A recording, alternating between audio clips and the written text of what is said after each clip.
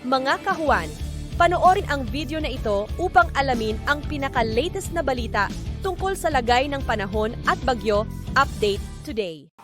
Kaninang alas 2, si Bagyong Isang ay nag-intensify into a tropical storm habang binabaybay pa rin ang West Philippine Sea. Huli itong namataan sa layong 290 kilometers west ng Bacnotan, La Union at taglay na nito ngayon yung lakas ng hangin na 65 kilometers per hour malapit sa sentro at bugso ng hangin na umaabot sa 80 kilometers per hour. Ito ay kumikilos pakanluran sa bilis na 25 kilometers per hour at palayo na nga po ito sa anumang bahagi ng ating kalupaan. For now, hagi pa rin po ng mga malalakas na hangin and also ng mga malalakas po na pag-ulan itong ilang areas ng Northern Luzon, lalong-lalo na itong area ng Ilocos region. But throughout this day po, possible yan by early noon onwards ay improving weather na po or pawala na po yung epekto ni Bagyong Isang sa anumang bahagi ng ating bansa. Samantala, ang southwest monsoon o habagat naman patuloy pa rin po magdudulot ngayong araw ng mga pag-ulan,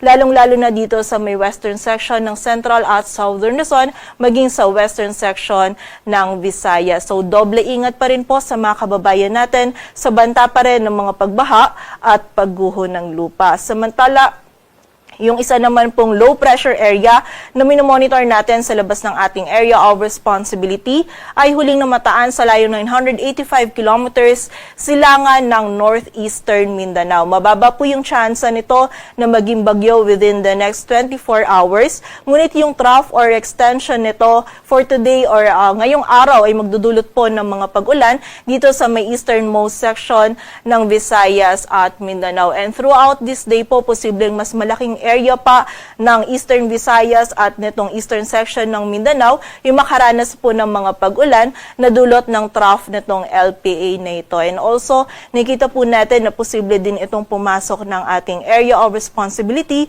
within the next 24 to 48 hours. So, continuous monitoring po tayo and patuloy na magantabay sa updates na ipapalabas ng Pag-asa. At para nga dito sa ating latest forecast track analysis ni Bagyong Isang, patuloy nga po itong papalayo na sa anumang bahagi ng ating bansa and ina-expect po natin na by this morning ay lalabas na ito ng ating area of responsibility. Muli po, for now, meron pa rin malalakas na hangin and also na malalakas na mga pag-ulan na mararanasan sa ilang areas ng Northern Luzon. But throughout this day po, possible po yan na early noon onwards ay mawawala na po yung epekto ni Bagyong Isang sa anumang bahagi ng ating bansa.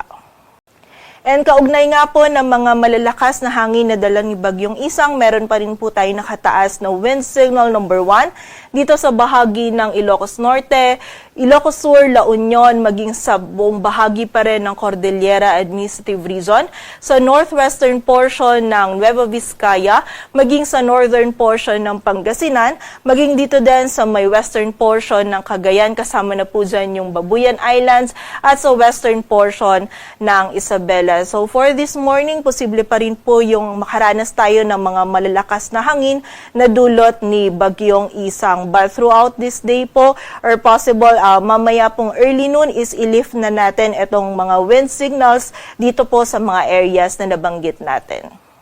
At sa kasalukuyan po, wala nang idudulot ng mga malalakas na pag-ulan itong si Bagyong Isang sa anumang bahagi ng ating bansa. Ngunit yung habagat po patuloy pa rin magdudulot ng mga malalakas na pag-ulan, lalong-lalo na dito sa may western section ng Luzon. Posible pa rin yung 100 to 200 millimeters of rainfall dito sa area ng Occidental Mindoro. Samantala, posible naman yung 50 to 100 millimeters of rainfall ngayong araw dito sa Palawan, maging sa Oriental Mindoro, sa Cavite, Batangas, maging sa bahagi din ng Zambales at Bataan. So, doble ingat pa rin po para sa ating mga kababayan sa banta ng mga pagbaha at pagguho ng lupa. E nakita naman po natin bukas, etong habagat patuloy pa rin po magdudulot ng mga pag-ulan mostly dito sa may western section ng Southern Luzon. Ngunit medyo mababawasan na po yung mga pag-ulan nito kumpara po dun sa mga pag-ulan na naranasan natin nitong mga nakaraang araw. And bukod po sa mga areas natin under wind signal, yung habagat po posibleng magdulot pa rin ngayong araw ng bugso ng mga malalakas na hangin dito sa malaking bahagi ng Central at Southern Luzon, maging sa malaking bahagi din ng Visayas at ilang areas pa ng Mindanao. Samantala, hanggang bukas po magpapatuloy yung bugso ng mga malalakas na hangin na ito na dulot ng habagat dito naman sa area ng Kalayaan Islands. Sa kasalukuyan, wala rin po tayong nakataas na gale warning, ngunit iba yung pag-iingat pa rin sa mga kababayan natin na maglalayag dito sa may northern and western sections ng northern Luzon sapagkat magiging katamtaman hanggang sa maalon pa rin po yung lagay ng ating karagatan.